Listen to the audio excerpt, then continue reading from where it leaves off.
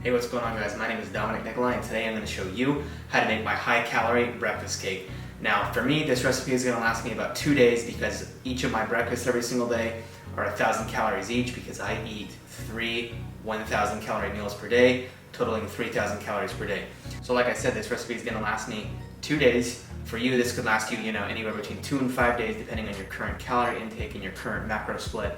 I posted this full recipe on my Instagram about 3 to 4 weeks ago, but you guys wanted to know exactly how to make it with all the details, so I'm about to jump right into it. Here's all the ingredients that I'm going to be using for this particular breakfast cake. Now, this is not the exact ingredients that I use, every single time I make a breakfast cake.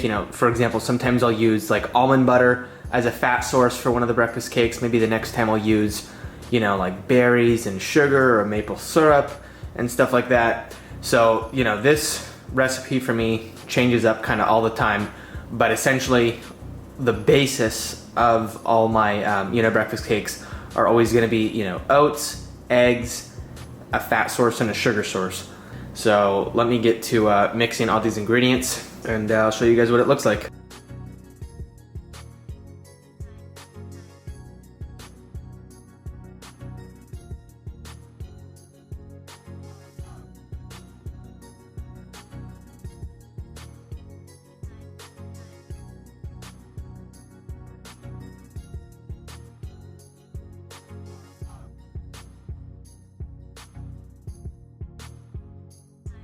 So here's what it all looks like. Now I'm about to get to work on mixing this up, and then I'm gonna pour it in my my little tray, and that's gonna be it. And this is like a kind of like a cinnamon roll breakfast cake, because I felt like having cinnamon rolls, so I'm making it taste as close as it can get to a cinnamon roll. I almost forgot one of my most important ingredients, which is just 1 heaping scoop of protein powder. I'm using the 1UP ISO vanilla. Obviously you can use any protein powder that you like. If you'd like to use the same protein that I'm using, I'll leave a link for the 1UP Nutrition website in my description below, and my discount code with this is DOM, just DOM, for 20% off.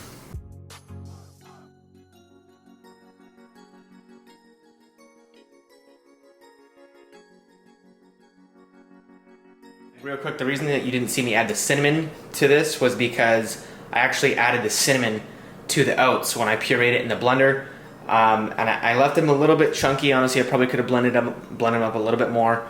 So definitely try to get it to more of a powdered consistency rather than leaving it chunky, because otherwise the oats won't be able to absorb, the egg whites as instantaneously as they could have if they were blended a little bit finer.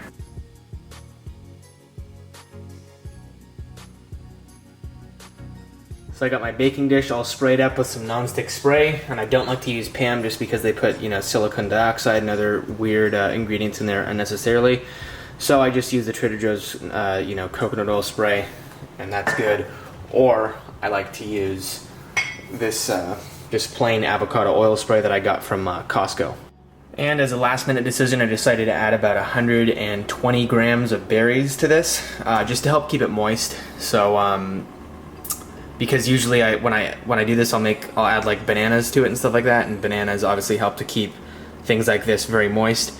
And because that's not present, I'm gonna add some berries just for the fiber, a tiny bit of extra sugar, some micronutrients and stuff like that. So I just popped it into the oven, and bake times on these are gonna vary, depending on your oven and stuff like that. So I'm thinking this is gonna take about 30 to 45 minutes to fully bake, but I will keep you guys up to date as soon as I get it out of the oven. And just so you guys have an idea of sort of what my breakfast looks like on days where I'm not eating things like this, usually I'll do cereal and eggs, oats and eggs, like pancakes or waffles and eggs. So you can kind of see the pattern there. It's basically just like a carb source with a good amount of sugar and eggs. So that's typically what I do. If I don't do that, I'll usually have like a shake, which of course involves some sort of oats, sugar, and the egg whites and a bit of protein powder or something like that. But yeah, I like to do a lot of my sugars in the morning and or pre or post workout. So that's how I usually work my breakfast. All of these being in controlled amounts, of course, measured out on my scale. This scale I got off of Amazon. It was like 13 bucks, so there's the brand right there. It's very reliable. All right guys, so I just pulled it out of the oven. Here's how it turned out. I did just cut it in half with that little spatula over there. That's why there's a line in it. But yeah, it looks like it turned out pretty good. So I'm gonna let this cool off for a minute, and then I will wrap it up in foil, and that's pretty much it. So here is tomorrow's breakfast, and here is the day after that's breakfast. So 1 serving, 2 servings, 1,000 calories each. I will put the macros up on the screen once again for you guys to take a look at. So as you can see, I just packaged these up, like I said, day 1, day 2, 1,000 calories each. So that's pretty much it. I hope that gave you guys some insight as to how I like to make my breakfast cake. So if you like this video, be sure to give it a big like and a thumbs up. I guess it's the same thing. Be sure to give it a big like, subscribe to the channel, let me know what else you guys would like to see. And I'm not making this video expecting that it's gonna get a ton of views. This is just mainly for those of you who asked me exactly how I made it, because I did get a lot of those DMs, so I'm trying to help you guys out in that sense. So I hope you guys enjoyed. Thank you so much for watching, and I'll see you in the next one.